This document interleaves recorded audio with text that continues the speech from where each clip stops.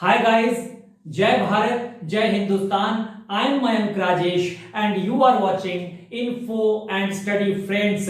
We are into the economy portion of the Vedic period and today we are going to discuss about the crafts and industry. देखिए अब तक जो हमने economy portion शुरू किया था, मैं बार बार एक पृष्ठभूमि देता हूं कि हमने जब इकोनॉमी शुरू किया था तो हमने बताया था कि हम इकोनॉमी पढ़ें, राजनीति पढ़ें, सोसाइटी पढ़ें, अगर हम वैदिक काल के बारे में कुछ भी पढ़ते हैं तो सबसे पहले हम जानेंगे कैसे उसके बारे में। तो किसी भी पोर्शन को जानने के लिए सबसे पहले हम ऋग्वैदिक या उत्तर वैदिक काल को हम देखेंगे कि उस पीरियड में क्या क्या हुआ, चाहे सोसाइटी की बात हो, चाहे पॉलिटी की बात हो, या चाहे इकोनॉमी की बात हो, चाहे रिलीजियस प्रैक्टिसेस की बात हो। तो पहले हम ऋग्वैदिक पीरियड में देखेंगे और उसके बाद जब हम उत्तर वैदिक काल में या लेटर वैदिक पीरियड में आएंगे तो हम कंपैरिजन करते हुए पढ़ेंगे। हम इसे अकेले नहीं देखेंगे क्योंकि कंपैरिजन करने से हम चेंजेस को भी नोटिस कर पाएंगे और साथ साथ जो कंटिन्यूटी है, जो बातें यहां हैं वही बातें यहां कंटिन्यू कर गई वो भी जान पाएंगे और यहां से कुछ बातें यहां हैं लेकिन यहां आके परिवर्तित हो गई, क्या क्या परिवर्तन हो गया यहां आके वो भी हम नोटिस कर पाएंगे। तो पढ़ने का यही सही तरीका होता है, मैंने बताया भी था। हम जो आज चर्चा कर रहे हैं कंपैरिजन क्राफ्ट्स एंड इंडस्ट्री यानी कि शिल्प और उद्योग धंधों के बारे में हम चर्चा करेंगे। कहां पे देखिए, शॉर्ट फॉर्म में मैंने लिखा हुआ है आरवीपी ऋग्वैदिक पीरियड और एलवीपी लेटर वैदिक पीरियड। यही हमने यहां भी किया है। अब हमने इसे बांट दिया है दोनों पीरियड में, ऋग्वैदिक पीरियड यानी कि अर्ली वैदिक पीरियड यानी कि पूर्व वैदिक का, और इसका जो समय है 1500 से 1000 बीसी तक का है, यानी 1500 टू 1000 बीसी तक का है, 1500 से 1000 ईसा पूर्व तक का है।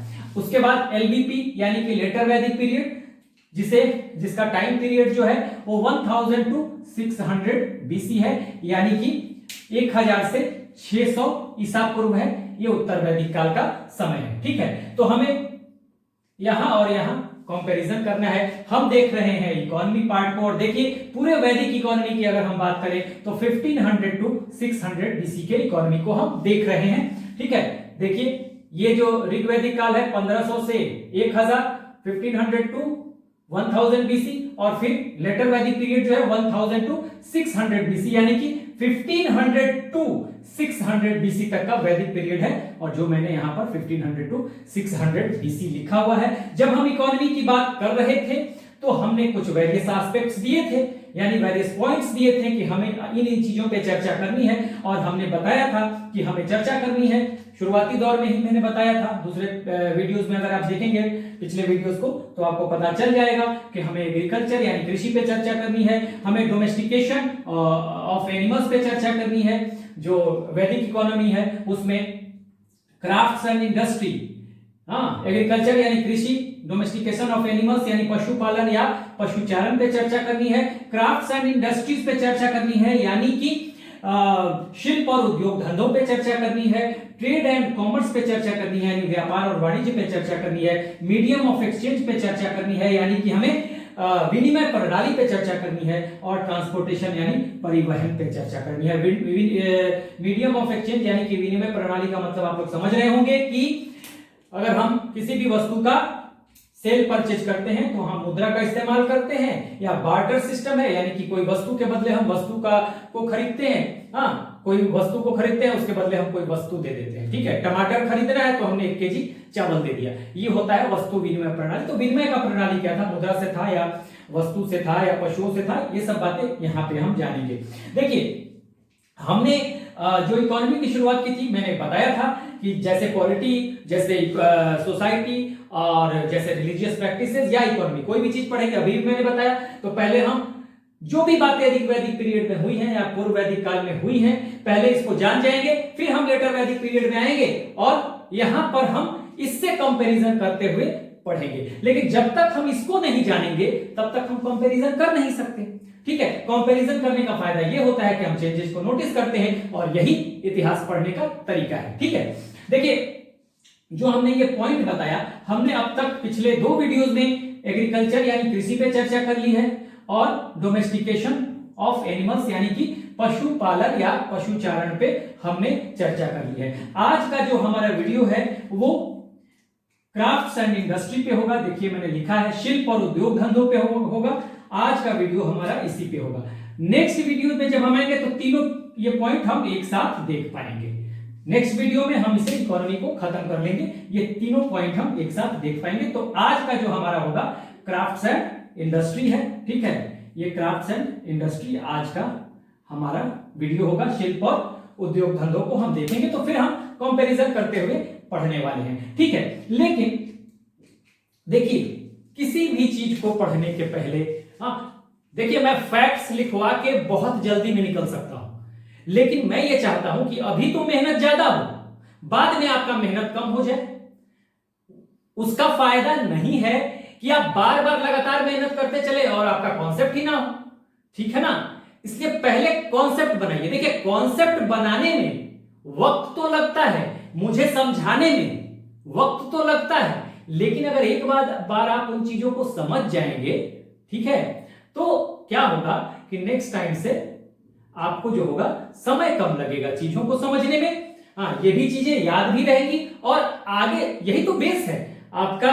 जो इंफ्रास्ट्रक्चर मजबूत हो जाएगा ना, तो सुपर स्ट्रक्चर तैयार करने में दिक्कत नहीं आएगी। इसलिए मैं कॉन्सेप्ट बिल्डिंग पे हमेशा ध्यान देता हूं। मैं चाहूं तो बहुत ही जल्दी इसको फैक्ट्स लिखवा दूं और काम खत्म हो जाए, लेकिन मैं ऐसा नहीं करना चाहता। मैं चाहता हूं कि अभी टाइम जरूर लगे, लेकिन आपका जो फाउंडेशन हो वो फाउंडेशन बहुत ही जबरदस्त हो, हमेशा के लिए हो, ठीक है ना। तो देखिए मैंने बताया कि हम आज तो चर्चा कर रहे हैं क्राफ्ट्स एंड इंडस्ट्री पे, लेकिन कहीं ना कहीं ये क्राफ्ट्स एंड इंडस्ट्रीज या अर्थव्यवस्था जो है उसका रिलेशन एग्रीकल्चर से जरूर होता है, ठीक है।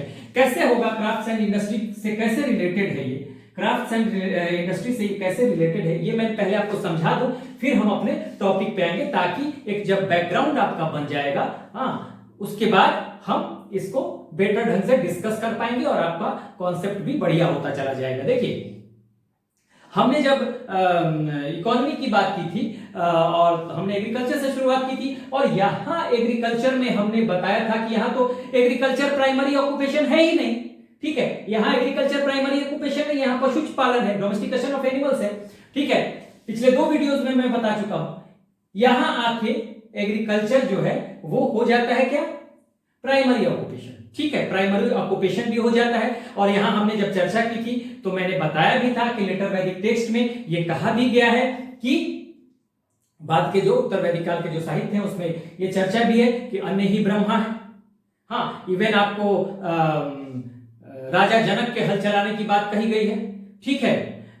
इंद्र को सुनासिर कहा गया है, हलवाह कहा गया है, प्लाऊमैन कहा गया है, इट मींस की, ठीक है। तो जहां तक फसलों की बात है, यहां पे सिर्फ यौ नाम का एक फसल था जिसे बार्ली या जौ कहते हैं। यहां पर यौ के अलावा राइस, ठीक है, वीट, सब कुछ आ गया है। यहां पर राइस आ गया, वीट आ गया, तिल आ गया, ठीक है, सेसमम, ठीक है। उसके अलावा लेंटिल, मसूर, उसके अलावा आपको सुगर केन, जंगली सुगर केन, जंगली गन्ना, बहुत सारी चीजें, फसलें भी बढ़ गई यहां पर। देखिए यहां से आकर यहां तक कृषि का महत्व भी बढ़ा है। क्यों बढ़ा है, क्योंकि मैंने ये बताया था। देखिए कैसे रिलेट करेंगे हम इसे क्राफ्ट्स एंड इंडस्ट्री से, मैं अभी रिलेट करूंगा, ठीक है। इसीलिए मैं ये बैकग्राउंड दे रहा हूं, आप ये मत समझिएगा कि मैं ऐसे ही बता रहा हूं। इससे हम एग्रीकल्चर से थोड़ा सा रिलेट करेंगे क्राफ्ट्स एंड इंडस्ट्री को, शिल्प और उद्योग धंधों को। अब देखिए जब हम यहां पे आते हैं तो आपको एक चीज और पता होगा कि यहां आयरन नहीं था, यहां आते आते आयरन आ गया और आयरन का इस्तेमाल एग्रीकल्चर में होने लगा। तो कुल मिला जुलाकर आपको यह जरूर लग रहा होगा कि यहां से जब हम यहां पहुंचे, ठीक है, लेटर वैदिक पीरियड में, तो यहां आयरन भी आया जिससे कि एग्रीकल्चर में हेल्प मिला। पिछले वीडियो में मैं डिस्कस कर चुका हूं कि कैसे हेल्प मिला। देखिए एक चीज मैं बता रहा हूं कि पिछले वीडियो से आपका आगे का वीडियो जो होगा ना, या आगे का लेक्चर जो होगा और स्ट्रांग होगा। इसके पीछे वाले को तो जरूर समझते चलिए, क्योंकि मैं कुछ भी बताता हूं रिलेट करने के लिए, तो देखिए मैं थोड़ा सा बता के यहां निकल जाऊंगा इस वीडियो में, लेकिन जहां पे मैंने एग्रीकल्चर बताया हुआ है, जहां पे मैंने डोमेस्टिकेशन ऑफ एनिमल्स बताया, वहां इनके बारे में डिटेल चर्चा है। वहां सारा मैंने लिखा हुआ है कि इस टेक्स्ट में लिखा हुआ है कि भाई अन्न ही ब्रह्मा है, ठीक है ना, सीरियल इज ब्रह्मा, यानी कि अन्न से ही हर चीज की उत्पत्ति होती है, ये कहा गया है। राजा जनक के हल चलाने की बात कही गई है, इंद्र को सुनासित कहा गया है, यहाँ एक ही फसल जो है, यहाँ कई फसलें हैं, आयरन आ गया है तो खेती में थोड़ा हेल्प मिल रहा है। उसके अलावा खेती के लिए और भी इंपॉर्टेंट, खेती शुरू कैसे हुआ, आपको कैसे एग्रीकल्चर हो गया यहाँ पर प्राइमरी ऑक्यूपेशन यहाँ जबकि सेकेंडरी था, क्योंकि एक कबीलाई समाज था। मैंने बताया था कि कबीलाई समाज है, आर्य जो आए थे वो कबीलों के रूप में यहाँ आए, यदु, अनु, तुर्वस, ठीक है, ये सब आर्य थे, ठीक है, ये कबीले के रूप में थे, ट्राइबल ग्रुप इनका था, ठीक है। उसके बाद यहाँ पे अनार्य भी हैं, तो अनार्य है उनका भी ट्राइबल ग्रुप है, पूरा ऋग्वैदिक समाज ट्राइबल ढांचा था, ट्राइबल स्ट्रक्चर था, कबीलाई ढांचा था यहाँ पर, ठीक है। और सबसे बड़ी राजनीतिक इकाई थी जन, एक कबीले को जन कहते थे, मैंने बताया था, जल्दी जल्दी समझिएगा। ये जैसे कि मैंने बता दिया था, एक अनु हो गया, दुर्हु हो गया, भरत हो गया, पक्त हो गया, ये सब अलग अलग कबीले हैं। ये अनार्य कबीला है, ये आर्य कबीले हैं। हाँ, अनु, भरत, तुर्वस, द्रुहु, यदु, ठीक है, कुरु, पुरु, ये सब आर्य के कबीले हैं। जबकि पक्त, भलानस, विषाणी, ये नॉन आर्यंस यानी अनार्यों के कबीले हैं। और एक कबीले को कहा जाता है जन। वहां आप जाएंगे, पिछले वीडियो में भी मैंने बताया होगा, हर वीडियो में चर्चा करता हूं ताकि आपको भूले नहीं। तो ये जन है, तो सबसे बड़ी राजनीतिक इकाई यहां पर जन थी, ठीक है। और जन के बाद जब यहां कबीलाई ढांचा है, लेकिन कबीलाई ढांचा के बाद जब उत्तर वैदिक काल में पहुंचे तो एक जन ने दूसरे जन पे अटैक किया और इसको मिला लिया। तो सबसे बड़ी राजनीतिक इकाई यहां पे क्या था, यहां पर देखिए, सबसे बड़ी राजनीतिक इकाई यहां पे जन थी। कैसे, सबसे छोटी थी फैमिली या कुल या कुलक, उससे बड़ी थी ग्राम, उससे बड़ी थी विश, और सबसे बड़ी थी जना। यहां पे मैंने बताया था। लेकिन ये जन जो है, यही तो मैंने बताया है, ये अनु, हाँ, तुर्वस, भरत, पक्त, ये सब तो जन ही तो है। एक जन, दो जन, तीन जन, चार जन, ठीक है, ये जन हो गए। तो एक जन ने, अब यहाँ पे क्या हुआ, यहाँ पर गाय के का इंपॉर्टेंस था, पशुपालन था, तो गाय या पशु जो यहाँ पर इंपॉर्टेंट थे। हाँ, राजा के पास जमीन नहीं था, ये मैंने बताया था, लैंड नहीं था। अब यहाँ पे एक जन दूसरे जन पे जब अटैक करता है, ठीक है, तो अटैक करेगा और इसको मिला लेगा। या मैंने ये बताया था, जन हो गया, और जब, पहले समझ लीजिए इसको, ये जन जब एक जन दूसरे जन पे अटैक करेगा, यानी एक जन का पांव दूसरे जन पे पड़ा, यानी पद दूसरे जन पे पड़ा, तो अब जाके ये जब मिल गए तो ये जनपद हो गया। एक जन का पांव या पद, पांव का मतलब पद, दूसरे जन पे पड़ा, तो अब ये दोनों मिल गए और क्या हुआ, ये जनपद हो गया। और इस तरह से लैंड का विस्तार हुआ, लैंड मतलब क्षेत्र का विस्तार हुआ। ये क्षेत्र आधारित राजनीति यहाँ पे नहीं होती थी। यहाँ पे सिर्फ जो जन है, हाँ, जो जन है वो अपने लोगों की रक्षा के लिए, और इस एक जन में, मान लीजिए ये जन है, मैंने कहा कि ये अनुजन है, ये तुर्वस है, ये पुरु है, ठीक है, ये पक्त है, ठीक है। तो एक जन, दो जन, तीन जन, चार जन, पांच जन, छह जन, कितने भी हो सकते हैं। तो ऋग्वैदिक समाज जनों में बटा हुआ है। तो ये जन, एक जन का जो मुखिया है, जैसे यही जन, एक जन हो गया, इसको भी जन कहेंगे, इसको भी यही जन कहेंगे, ठीक है। तो एक जन का जो मुखिया था उसको गोपति कहते हैं, क्योंकि उसकी जिम्मेदारी होती थी गायों की रक्षा या पशुधन की रक्षा। और एक कबीले में, मान लीजिए ये कबीला है, ये कबीला है, तो इसका जो राजा होगा, ठीक है, जिसे हम जनस्य गोपा कहते थे, जिसे हम विषामपति भी कहते थे, जिसे हम राजन भी कहते थे, एक्चुअल राजा नहीं है, जिसे हम गोपति भी कहते थे। गोपति, देखिए, गोपति का मतलब हो गया कि यहाँ इसकी जिम्मेदारी गायों की रक्षा है या पशुधन की रक्षा है, तो इसलिए यहाँ का राजा गोपति है। लैंड की बात नहीं है, लेकिन जैसे ही ये जन ने एक जन को कैप्चर किया तो ये जनपद हो गया। और सबसे बड़ी इकाई ये तो रहेगी ही, यहां पर फैमिली, ग्राम, विश, जना, और उसके बाद जनपदा। ये मैं जल्दी जल्दी कर रहा हूं, जनपदा, ठीक है, जनपदा। देखिए मैं कैसे रिलेट करता हूं, इस चीज को समझना है। यानी कि देखिए, फैमिली यहां भी सबसे छोटी इकाई, कुल, फैमिली, गृह, एक ही बात हो गई। उसके बाद फैमिली के बाद ग्राम, ग्राम के बाद विश, विश के बाद जन, और जन के बाद जनपदा, ठीक है, ये जनपद, देखिए जनपद हो गया, यानी लैंड का विस्तार हुआ। यहां लैंड नहीं है राजा के पास, ये गोपति है, यानी कि गायों की रक्षा करनी है। अब यहां पे क्षेत्र आधारित राजनीति होने लगेगी, राजा के पास जमीन आएगा। देखिए मैं एग्रीकल्चर से आऊंगा, क्राफ्ट एंड इंडस्ट्री से, इसी पे जुड़ा हुआ है, मैं बताने वाला हूं। ठीक है, तो अब ये जनपद हो गया, तो एक तरह से इससे क्षेत्र का विस्तार हुआ। दूसरा क्षेत्र का विस्तार मैंने बताया था कि मान लीजिए जन है या जनपद है, ये कोई जन हो गया या जनपद हो गया। अब यहाँ पे कोई लैंड फॉरेस्ट है, खाली है यहाँ पर, तो लोहे के बारे में पता चल गया था इनको, तो लोहे की कुल्हाड़ी से इस क्षेत्र को, जंगलों को साफ कर दिया जाएगा, या आग से भी साफ करा दिया जाएगा, इसको आग जलाकर इसको साफ करा दिया जाएगा, और फिर इसको मिला के इसको जनपद बना दिया जाएगा। तो इस तरह से अब जनपद बन गया। सबसे बड़ी इकाई यहाँ पे जन थी, लेकिन यहाँ एक इकाई आगे बढ़ गई और जनपद हो गई, और ये जनपद जो हो गया, इसका मतलब हो गया ये लैंड से रिलेटेड हो गया। लैंड का मतलब अब क्षेत्र आधारित राजनीति, राजा यहां गोपति है, राजा अब यहां पर भूपति हो गया, क्योंकि उसके पास भूमि आ गई, लैंड आ गया। और जैसे ही भूमि आई, निजी मलकियत हुई, एग्रीकल्चर की शुरुआत हो गई। अब देखिए, अब हम बढ़ेंगे कि एग्रीकल्चर की शुरुआत तो हो गई, लेकिन देखिए लोहे की जानकारी तो है, लेकिन लोहा अभी भी, आयरन की जानकारी है, उतने व्यापक पैमाने पर इस्तेमाल नहीं हो रहा है जो आगे चल के होगा। ठीक है, वैदिक पीरियड के बाद और भी बड़े लेवल पे आयरन का इस्तेमाल होगा, जब हम पढ़ेंगे आगे तो और भी बड़े लेवल पे, तो बड़े पैमाने पे अभी तो इस्तेमाल, हाँ इन्होंने ज्ञान जरूर हो गया है, थोड़ा थोड़ा इन्होंने इस्तेमाल करना सीख लिया है, और एग्रीकल्चर जो है करना शुरू कर दिया है। नो डाउट्स कि जब एग्रीकल्चर शुरू हुआ है तो यहां तो सिर्फ जौ है, यहां कई फसलें आ गई हैं, चावल आ गया, गेहूं आ गया, उड़द आ गया, मसूर आ गया, तिल आ गया, शुगर कैन आ गया। ठीक है, वो सारी चीजें यहां पे आ गई। बावजूद अभी भी एग्रीकल्चर जो है, यहां पर एग्रीकल्चर उतना ही हो पा रहा है जितना में जीवन का निर्वाह हो पाए। देखिए समझिएगा, बहुत इंपॉर्टेंट बात बता रहा हूं, जितना में आपका ब्रेड एंड बटर चल जाए, ठीक है ना।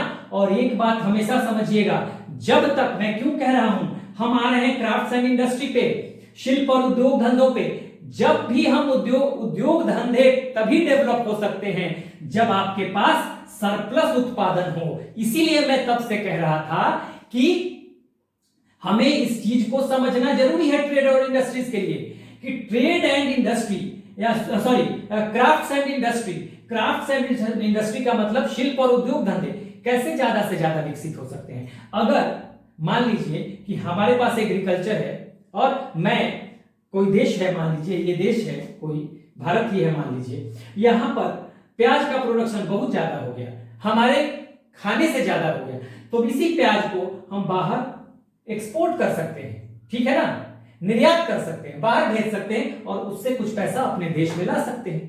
ठीक है, अब जब ये सरप्लस मेरे पास उत्पादन हो रहा है, तो इसका फायदा तो यही होगा ना कि हम कुछ इस्तेमाल और करेंगे, ये जो पैसा अंदर आएगा देश में, इसका इस्तेमाल हम कुछ और उद्योग धंधों के विकास में लगा देंगे। ठीक है ना।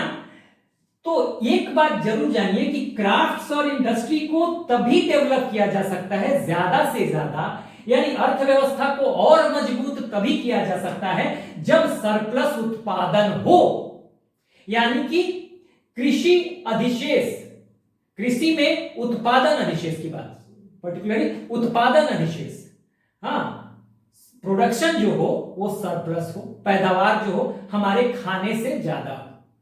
तो यहां पर देखिए एग्रीकल्चर हो तो गया है, लेकिन एग्रीकल्चर अभी जो है, एग्रीकल्चर में प्रोडक्शन जो है, हाँ, वो सरप्लस नहीं है, और सरप्लस नहीं है तो बहुत ही मजबूत क्राफ्ट्स एंड इंडस्ट्रीज, यानी बहुत मजबूत अर्थव्यवस्था की उम्मीद नहीं की जा सकती। ठीक है ना।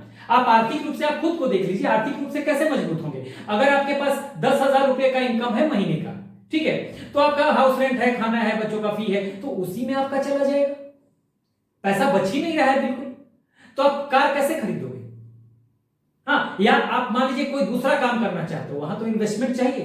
तो जब आपके पास मान लीजिए कि 1 लाख रुपया का इनकम है और आपका खर्चा हो गया 20 लाख, यानी आपके खाने से ज्यादा हो गया, तभी तो आप अलग अलग इन्वेस्ट कर सकते हो, या मकान खरीद सकते हो, लैंड खरीद सकते हो, कोई छोटा सा दूसरा बिजनेस, हाँ, अपनी वाइफ को चाहते हो कि भाई बिजनेस शुरू करवा दे, तो आप बिजनेस शुरू करवा देंगे। ठीक है, तो वहां पे क्या होगा, वहां पे आप अपने इकोनॉमी को अच्छा कर रहे हो। तो देश के साथ भी यही बात है, किसी राष्ट्र नेशन के साथ भी यही बात है। जब तक उत्पादन अधिशेष नहीं होगा, हाँ, कृषि के क्षेत्र में, कृषि में अगर आपने ज्यादा पैदावार कर लिया, इसका मतलब कि आपकी इकोनॉमी स्ट्रांग हो गई, ठीक है, आपके पास कुछ एक्स्ट्रा इनकम आएगा, उस इनकम को आप क्राफ्ट्स और इंडस्ट्री यानी उद्योग धंधों और शिल्प के विकास में लगाएंगे, यानी अर्थव्यवस्था को और मजबूत करेंगे। ठीक है, तो अब पता चला कि मैं क्यों बता रहा था एग्रीकल्चर के। आप सोच रहे होंगे पीछे वाले की चर्चा करें, पीछे वाले की चर्चा मैं इसीलिए कर रहा था कि यहां एग्रीकल्चर आ गया, लेकिन एग्रीकल्चर अभी भी आपको सरप्लस नहीं हो पा रहा है, ठीक है ना। इतना एग्रीकल्चर नहीं हो पा रहा है कि हम खा भी ले और बचा भी ले, ताकि उससे हम कुछ और कमाएं। अब मान लीजिए कि मेरे पास, हमने वीट की खेती की और ज्यादा कर दिया, उसको हमने बेचा, बेच के कुछ पैसे आ गए, हम कृषि में ही कुछ और करना चाहते हैं कि भाई हम किसी दूसरे जगह पे, अब हम वीट की जगह हम शुगर केन करेंगे, तो थोड़ा लैंड चाहिए, हाँ, और वहां पे हम उसकी खेती करेंगे, लैंड तो चाहिए, तो उसके लिए पैसा भी तो चाहिए हमें, कैसे करेंगे। तो इसलिए कृषि जान लीजिए, एग्रीकल्चर में जो है पैदावार का अधिशेष अगर होगा, सरप्लस पैदावार होगी, तभी आप अच्छे उद्योग धंधों को विकसित कर सकते हो। तो ऋग्वैदिक काल में एग्रीकल्चर की शुरुआत तो हो गई, फसलें भी कुछ बढ़ी, लेकिन अभी इतना नहीं था अधिशेष कि आप क्राफ्ट्स एंड इंडस्ट्री पे को बहुत मजबूत बना सको या अर्थव्यवस्था को बहुत मजबूत बना सको। हाँ, लेकिन फिर भी जीविका निर्वाह के लिए भी कुछ प्रोफेशन, अगर जीविका निर्वाह के लिए भी लोग कर रहे हैं, तो कुछ तो प्रोफेशन अपनाने, अगर हम जीवन में हैं तो कुछ तो खरीद बिक्री तो होगी, ठीक है, लेकिन बहुत बड़े पैमाने पर नहीं हो पाएगा, बहुत अच्छी अर्थव्यवस्था को डेवलप नहीं किया जा सकेगा। ठीक है, तो अब हमने इस चीज को आपको एक पृष्ठभूमि दे दिया कि क्यों जो है बहुत उन्नत तो नहीं था, लेकिन कुछ चीजें जो थी उनके बारे में हम अभी बात कर लेंगे। कुछ शिल्प विकसित हुए जरूर, थोड़े बहुत, लेकिन वो जीविका निर्वाह तक ही सीमित है कि बस मुझे जीवन चलाना है, इसलिए हम कोई शिल्प विकसित कर लिए, हमें कोई काम करना है, हम कपड़े पे बुनाई कर लिए, कढ़ाई कर लिए, तो ये सब जो चीजें हैं उसको हम देखेंगे। तो अभी मैं इसे मिटाता हूं और फिर अब इसे मिटाकर हम फिर अब डिटेल चर्चा करते हैं क्राफ्ट और इंडस्ट्री पे। ठीक है, तो आइए चलिए अब हम समझने की कोशिश करते हैं सिलसिलेवार ढंग से। देखिए यहां पे हमारा रिटेल वर्क कम होगा, पहले भी मैंने बताया, इसको हम पढ़ चुके हैं, यहां पे ज्यादा होगा, फिर भी हम कंपेयर करते हुए चलेंगे, जहां जरूरत होगी यहां मैं लिख दूंगा। देखिए मैंने बताया था कि सबसे पहले हमने बताया था कि यहां पे कपास नहीं है और यहां भी कपास नहीं है। कपास का मतलब यहां पे कॉटन नहीं है, ठीक है। अगर हम क्लोथ इंडस्ट्री की बात करें, कपड़ा इंडस्ट्री की बात करें, तो हम क्लोथ या हम कहें टेक्सटाइल, जो कुछ भी कह रहे हैं टेक्सटाइल, इस इंडस्ट्री की हम बात करते हैं, ठीक है। तो टेक्सटाइल या क्लोथ इंडस्ट्री की जब हम बात करेंगे, तो यहां पे हमने कहा था कि कॉटन नहीं है, कपास नहीं है, यहां पर भी कॉटन या कपास, कॉटन का मतलब यहां पे कपास से, ठीक है, कपास यहां पे भी नहीं है। मैं अपने पहले भी बताया था कि जब आप इंडस वैली सिविलाइजेशन पढ़ रहे होंगे तो वहां पे कपास है, ध्यान रखिएगा। जब भी इन चीजों की चर्चा हो तो पीछे की चीजों को रिकॉल जरूर करते हैं। वहां पे कपास था और ये कहा भी गया है कि Indus people were first to produce cotton, और वहां कॉटन को सेंडन कहा गया है, ग्रीक्स ने कहा था सेंडन, ठीक है, ध्यान दीजिएगा। तो ये कॉटन यहां भी नहीं है। यहां पे आपको एक शब्द इस्तेमाल किया गया है, ऊर्ना, ऊर्ना, तो ये इस्तेमाल किया गया है ऊन के लिए, ठीक है ना, ऊन। तो यहां ऊर्ना यहां भी है, यहां भी ऊन है, ठीक है, यहां मैं लिख नहीं रहा हूं, यहां भी ऊन है, यहां भी ऊन है, ठीक है। उसके अलावा जो औरतें यहां पे बुनाई का काम करती थी उनको सीरी कहा गया है, सीरी, वेमेन, हाँ, डूइंग या women involve in the weaving work, weaving means बुनाई के काम में, उनको सीरी कहा गया है। वहां मैंने बताया हुआ है पिछले वीडियो में, देखेंगे, पिछले के मतलब जहां पे मैंने ऋग्वैदिक क्राफ्ट एंड इंडस्ट्री को पढ़ाया वहां पे सीरी कहा जाता था, ठीक है। यहां पे मैं लिख रहा हूं वेमेन डूइंग एम्ब्रॉयडरी वर्क, उनके लिए एक शब्द आया है और वो शब्द है आपको पेशकारी। पेशकारी या पेशकार भी कहीं लिखा हुआ मिल जाए तो आप लिख सकते हैं, इंग्लिश में मैं लिख देता हूं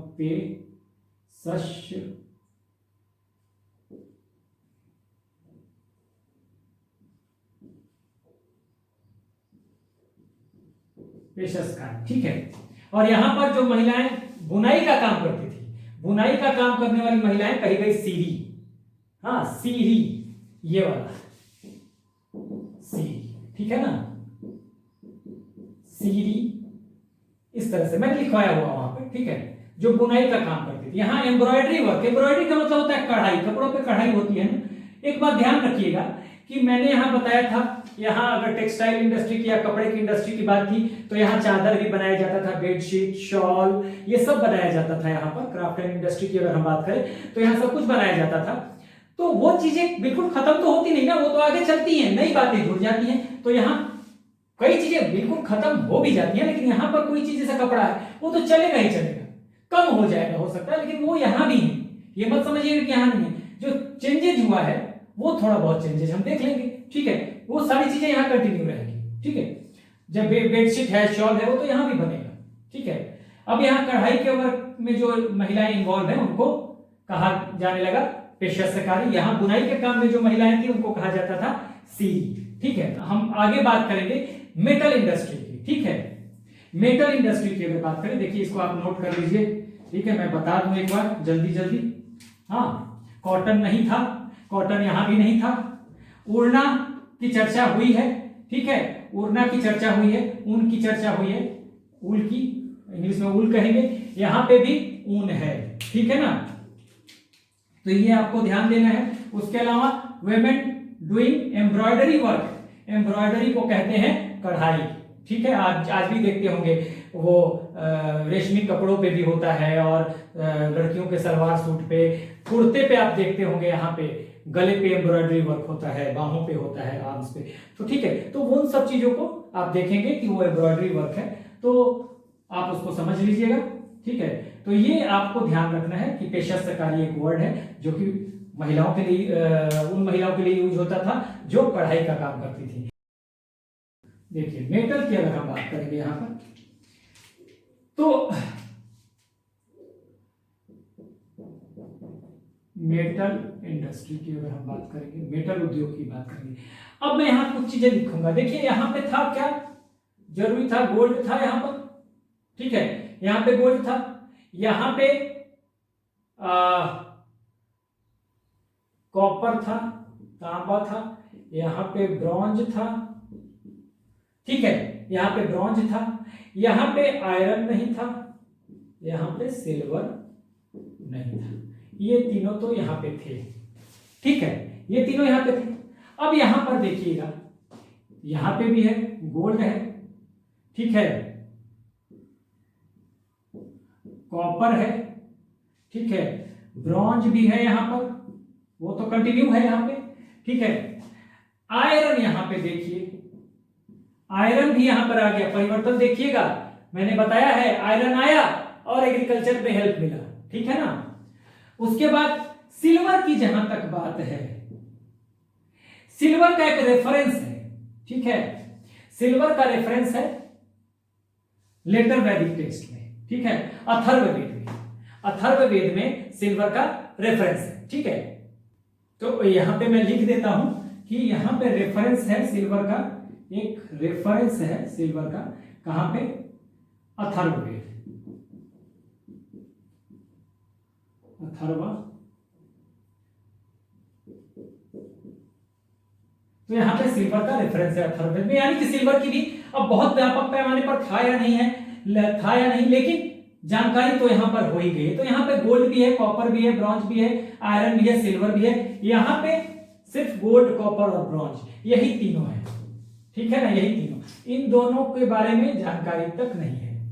यहां पर आने के बाद आयरन आया और क्रांति हो जाएगी, क्योंकि कृषि में इसका इस्तेमाल शुरू हो जाएगा, ठीक है।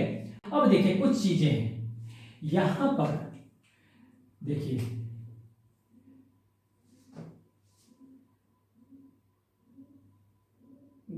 आयरन, हाँ आयरन के लिए अगर हम देखें तो धातु उद्योग में आयरन के लिए कुछ चीजें इस्तेमाल हुआ है, ठीक है।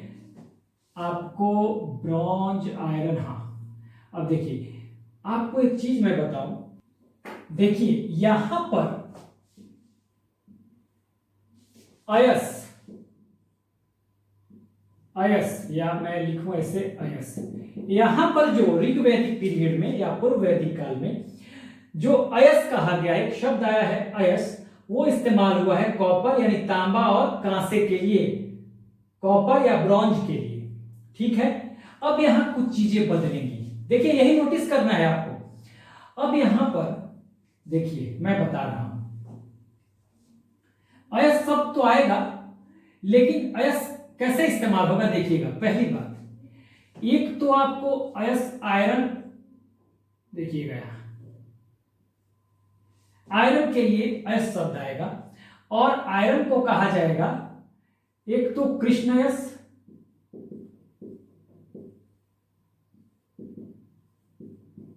अयस, और दूसरा कहा जाएगा इसको श्यामयस,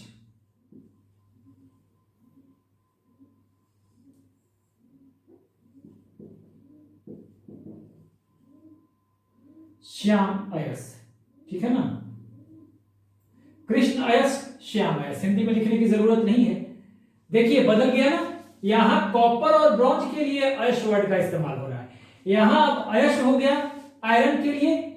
हाँ आयरन को दोनों चीजें कही जा रही हैं, कृष्ण अयस भी कहा जा रहा है और श्याम अयस भी कहा जा रहा है, लेकिन कृष्ण अयस कहा जा रहा है कहां पे,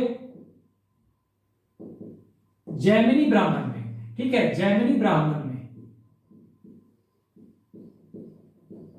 ठीक है। और श्याम अयस कहा जा रहा है कहां पे, श्याम अयस कहा जा रहा है आपको वार्ष्णेय संहिता में, ठीक है। देखिएगा वार्ष्णेय, वार्ष्णेय, वार्ष्णेय संहिता में श्याम अयस कहा जा रहा है। तो ये आपको ध्यान रखना है, अयस तो यहां भी इस्तेमाल हो रहा है, उसके अलावा देखिए यहां पे आपको कॉपर के लिए क्या इस्तेमाल हो रहा है, देखिएगा कॉपर के लिए इस्तेमाल हो रहा है, यहां भी अयस इस्तेमाल हो रहा है, और कॉपर का इस्तेमाल हो रहा है लोहित अयस कहा जा रहा है इसको, लोहित अयस, ठीक है। कॉपर को कहा जा रहा है लोहित अयस और ब्रॉन्ज को कहा जा रहा है त्रपु, त्रपु, देखिए कुछ शब्द है याद रखिएगा, ब्रॉन्ज के लिए त्रपु, ठीक है, और गोल्ड के लिए हिरण्य, ठीक है, गोल्ड के लिए हिरण्य। अब देखिए बहुत ही इंपॉर्टेंट चीज है यहां पर निकल कर आई, ठीक है। क्या डिफरेंस आपको लग रहा है, देखिए पहली बात तो यहां गोल्ड, कॉपर और ब्रॉन्ज है, ठीक है, यहां भी गोल्ड, कॉपर और ब्रॉन्ज है, तो ये तो कंटिन्यूटी में है, ठीक है, ये तो कंटिन्यूटी में है तीनों, ये तीनों कंटिन्यूटी में है, यहां भी है और यहां भी है, गोल्ड, कॉपर और ब्रॉन्ज दोनों जगह पे है, तो निरंतरता भी आपको देखने के लिए मिल रही है। लेकिन यहां आयरन और सिल्वर नहीं है, यहां आयरन और सिल्वर भी आ गया, हालांकि सिल्वर का एक रेफरेंस मिलता है अथर्ववेद में, कितना इस्तेमाल हुआ सिल्वर इसके बारे में कुछ ज्यादा जानकारी नहीं है, ज्यादा नहीं कहा जा सकता, लेकिन अगर अथर्ववेद में इसकी चर्चा है तो सिल्वर की जानकारी तो है, यहां तो वो भी नहीं है, ठीक है ना, यहां वो भी नहीं, ठीक है, ऋग्वेद में कोई जानकारी नहीं है। अब एक शब्द आया अयस, ठीक है, मैंने बताया अयस का इस्तेमाल यहां क्या हुआ, यहां तो इस्तेमाल हुआ ऋग्वैदिक पीरियड में या पूर्व वैदिक काल में, कॉपर और ब्रॉन्ज के लिए, सिर्फ तांबा और कांसे के लिए अयस का इस्तेमाल हुआ, लेकिन यहां अब अयस कहा गया आयरन के लिए भी, दो शब्द इस्तेमाल हुए आयरन के लिए, एक तो कृष्णयस, दूसरा श्यामयस। कृष्णयस कहा गया है कहां पे, जैमिनी ब्राह्मण में, श्यामयस कहा गया है कहां पे, वार्ष्णेय संहिता में। तो ये सब आपका क्वेश्चन बन सकता है, ठीक है, कहां क्या कहा गया है तो ये देख लीजिए। उसके अलावा देखिए लोहित अयस भी शब्द आया है, अयस का इस्तेमाल यहां भी हो रहा है, कॉपर के लिए लोहित अयस का इस्तेमाल हुआ है। तो ध्यान रखिएगा, कृष्ण अयस, श्याम अयस लोहे के लिए, और लोहित अयस देखिए ये कंफ्यूज करेगा। लोहित अयस ये एग्जामिनेशन में ये कंफ्यूज करेगा, लोहित अयस दे देगा और आप आयरन पे लगा देंगे कि लोहा होगा, नहीं। कॉपर के लिए, तांबे के लिए, ध्यान दीजिएगा, लोहित अयस तांबे के लिए, यानी अयस का 3 इस्तेमाल है, कृष्ण अयस, श्याम अयस तो आयरन के लिए, लेकिन लोहित अयस आपको कॉपर के लिए। ब्रॉन्ज के लिए त्रपु शब्द का इस्तेमाल है और गोल्ड के लिए हिरण्य कहा गया है। तो ये सब चीजें आपको याद रखनी है। तो हमने इसको तो खत्म कर लिया मेटल के बारे में। कुछ देखिए, वार्ष्णेय संहिता और कहते हैं कि तैत्तिरीय ब्राह्मण में कुछ लंबी सूची है कुछ व्यवसायों की, उस व्यवसायों का नाम हम लिख लेते हैं। हाँ ठीक है, कौन क्या कहा जाता है, किस व्यवसाय को किस नाम से लोग जानते हैं, हाँ किस व्यवसायी को किस नाम से लोग जानते हैं, तो उसको हम एक कुछ शब्द लिख लेते हैं, कुछ शब्द हैं उसको हम लिख लेंगे, उसके बाद हमारा वीडियो खत्म हो जाएगा। तो हम इसको मिटाकर आगे बढ़ते हैं। देखिए अब हम यहां की बात कर रहे हैं इस तरफ की उत्तर वैदिक काल की। देखिए एक है वाज स्नेही संहिता प्लस दूसरा है एक तैत्तिरीय ब्राह्मण, ठीक है, ब्राह्मण। यहां पे क्या है, लॉन्ग लिस्ट ऑफ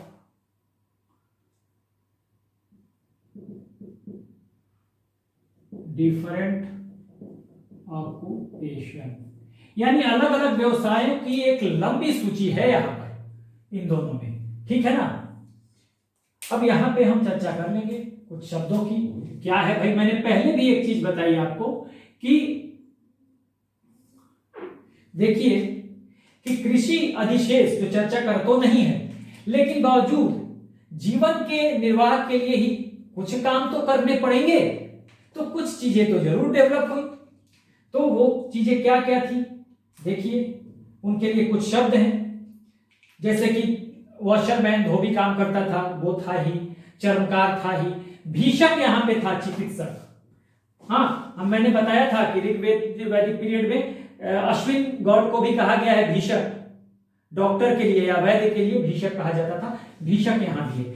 तो कुछ शब्द जो है वो तो लिख ही लेते हैं, उसके बाद डिफरेंट प्रोफेशन का जो नाम है वो भी है, उसके लिए कुछ शब्द हैं वो लिख लेंगे, ठीक है। तो देखिए कुछ प्रोफेशन जैसे हैं, जैसे कि आप देखेंगे कि वॉशरमैन, ठीक है, वॉशरमैन है, ठीक है, यानी कि धोबी है, धोबी है। उसके अलावा धातु कर्मी है, ठीक है, पर्सन, क्योंकि धातु का मैंने बताया कि सोना, गोल्ड, सिल्वर, आयरन सबकी जानकारी हो गई। पर्सन्स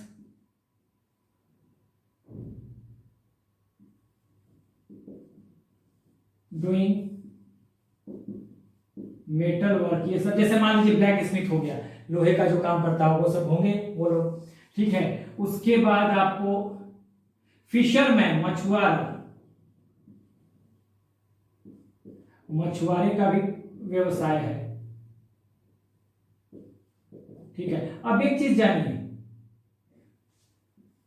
ठीक है, कि हमने चर्चा किया था कि यहां पर सॉरी यहीं पर जब मैं पशुपालन पढ़ा रहा था कि यहां के लोगों को तो मछली की जानकारी नहीं थी, फिश की, यहां के लोगों को फिश की जानकारी हो गई, और लेटर वैदिक टेक्स्ट में फिशरमैन के लिए, मछुआरे के लिए एक शब्द इस्तेमाल किया गया। क्या इस्तेमाल किया गया, ध्यान दीजिएगा, कैबर्ट, कैबर्ट, ठीक है ना, ये मछुआरे के लिए यूज किया गया है, कैबर्ट, तो ये मैंने यहीं पे इसलिए बता दिया कि मैं पशुपालन पढ़ा रहा था, तो वहां पे मैंने बताया था कि कैबर्ट का के बारे में कहा गया। हाँ, यानी यहाँ के मछुआरा जो है कैबर्ट है, यानी कि मछली का काम यहाँ पे हो रहा है, मछुआरे मछली पकड़ रहे हैं, ठीक है ना। तो एक तरह का मछली का काम भी हो गया, मछली का व्यवसाय भी होगा, पशुपालन से भी इसका लिंक हो गया, क्योंकि मछली की जानकारी हो गई थी तो लोग खान पान में भी मछली का इस्तेमाल यहाँ करने लगे थे, जबकि यहाँ लोग हाँ मछली को नहीं जानते थे, नमक को नहीं जानते थे, ये मैंने बताया था, ठीक है। रोटी के बारे में जानकारी नहीं थी, चावल के बारे में जानकारी नहीं थी, जो खान पान की चीजें वो जानकारी यहाँ पर आके होती है। तो मछली की के बारे में यहाँ भी मैंने आपको बता दिया, फिश के बारे में। तो ये सब कुछ प्रोफेशन थे, ठीक है। चर्मकार है, हाँ,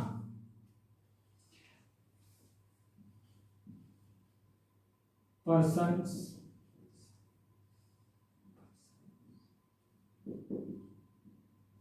involved in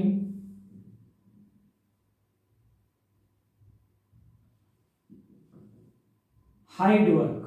हाइड वर्क मतलब चमड़े का काम, खाल का काम। हाइड वर्क में हाइड मतलब चमड़ा होता है, या लेदर भी कह सकते हैं, लेकिन हाइड खाल का काम। तो ये हम कह सकते हैं, इसको चर्मकार भी कहते थे, चर्मकार। तो ये सब काम तो डेवलप, क्योंकि आपको जब तक छोटा मोटा अगर इंसान आ गया धरती पर तो छोटा मोटा कुछ तो काम करना ही पड़ेगा आपको जीवन निर्वाह के लिए। लेकिन मैंने कहा था कि एग्रीकल्चर में पैदावार जो है, हाँ, वो सरप्लस नहीं है, और जब तक सरप्लस नहीं होगा तब तक बहुत उन्नत अर्थव्यवस्था की कल्पना हम नहीं कर सकते, ठीक है। अब हम आते हैं इसके बाद कुछ शब्दों पे, जो कि चर्चा है, लॉन्ग लिस्ट की जो चर्चा है, लॉन्ग लिस्ट ऑफ ऑक्यूपेशन। तो कुछ शब्द के साथ कुछ प्रोफेशन और हो जाएंगे, जैसे कि मैं आपको लिखता हूं यहाँ पर, इसको मिटा देता हूं, इसको आप याद रखिएगा। ये सब प्रोफेशन है, सिंपल जानने वाली बातें इसमें। जो अब मैं लिखूंगा वो आपको याद रखना पड़ेगा कि इसमें यहाँ ये फिशरमैन को याद रखिएगा, कैबर्ट कहा जाता है, पहले भी मैं लिखवा चुका हूं, कैबर्ट, ठीक है। बाकी ये काम तो है। चलिए देखते हैं कि कुछ और प्रोफेशन और ऑक्यूपेशन जो कि इस लिस्ट में रखे गए हैं। और आप ये बता दें, या फिर कहीं ये भी दे दी कि लेटर वैदिक टेक्स्ट में, सब तो लेटर वैदिक टेक्स्ट ही है ना, हाँ, उत्तर वैदिक काल के ही सब ये साहित्य है, तो इसलिए यहाँ तो मैंने पर्टिकुलर नाम लिख दिया है। या केवल उत्तर वैदिक काल में प्रोफेशन की का नाम पूछे तो कोई दिक्कत नहीं उसमें, ठीक है, उसमें सारी चीजें ये आ जाएंगी। तो मैं ये बता रहा हूं कि कुछ ऑक्यूपेशन थे, उनके लिए कुछ नाम दिए गए, ठीक है। जैसे कि जो लोग इन्वॉल्व हैं, ठीक है, देखिएगा यहां से मैं लिख रहा हूं थोड़ा आगे से, ताकि हमारे पास स्पेस रहे अगर कुछ लिखना पड़े तो। ये सारी बातें इधर की नहीं कर रहे हैं, इधर की कर रहे हैं, ठीक है। तो देखिएगा, सबसे पहले तो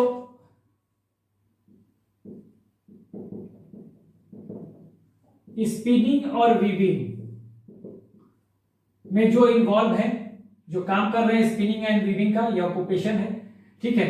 उनके लिए जो शब्द है, देखिएगा, वो शब्द जो है उसके लिए कहा गया है कटंकी कार, कटंकी कार, ठीक है। ये हिंदी में इसको कहेंगे कताई और बुनाई, स्पिनिंग को कताई और वीविंग को बुनाई, ठीक है। मैं ज्यादा नहीं लिख रहा हूं क्योंकि वो स्पेस फिर ले लेगा। उसके बाद बिदलकर, बिदलकर किसको कहेंगे, देखिएगा, बिदलकर कहेंगे बास्केट मेकर को, जो टोकरी के काम में जो टोकरी बनाता है, ठीक है ना, बास्केट, टोकरी में लिख दिया मेकर, टोकरी के काम में या टोकरी बनाने के काम में जो इन्वॉल्व है उसको कहेंगे। उसके बाद कुलाल, कुलाल किसके लिए था, तो पॉटर को कुलाल कहते थे, कुम्हार को, ठीक है ना, या कुंभकार को, कुंभकार को, ठीक है। उसके बाद आपको रजयिती, ठीक है, रजयिती, रजयिती,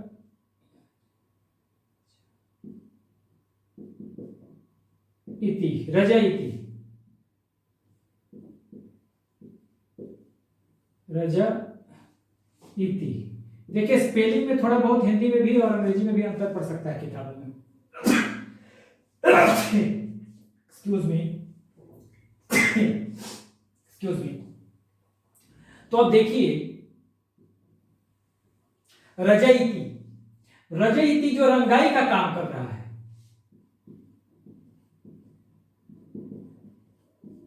डाइंग का काम कर रहा है, यानी रंगाई, रंगाई के काम में जो इन्वॉल्व है उसको रजयिती कहा जाएगा।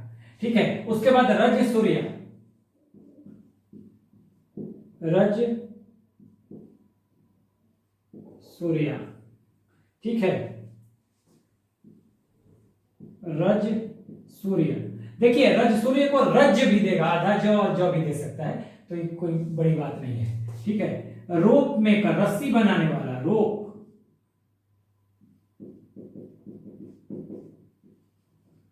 रोप मेकर, रस्सी बनाने वाला। ठीक है, उसके बाद तक्षण, हाँ तक्षण आपको यहां भी बढ़ई को कहते थे, ध्यान दीजिएगा, तक्षण, कारपेंटर को यहां भी कहते थे तक्षण।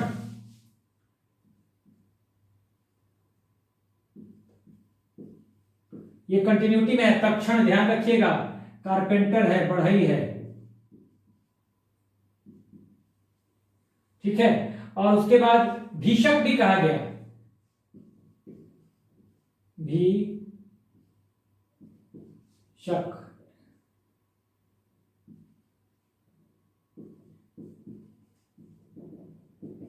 ये कहा गया डॉक्टर या वैद्य, डॉक्टर वैद्य। देखिए यहां भी अश्विन देवता को कहा गया है भीषक, तो वो भीषक यहां भी है, तो थोड़ी सी कंटिन्यूटी भी है। तक्षण जो कि यहां भी है, बढ़ई का काम कर रहा है जो, ठीक है। और कुछ शब्द जो लेटर वैदिक पीरियड में भी हैं, तक्षण लेटर वैदिक पीरियड में भी है, भीषक लेटर वैदिक पीरियड में भी है। तो ये कुछ शब्द आपको ध्यान रखने हैं। ठीक है, फिर से देख लीजिए एक बार जल्दी जल्दी।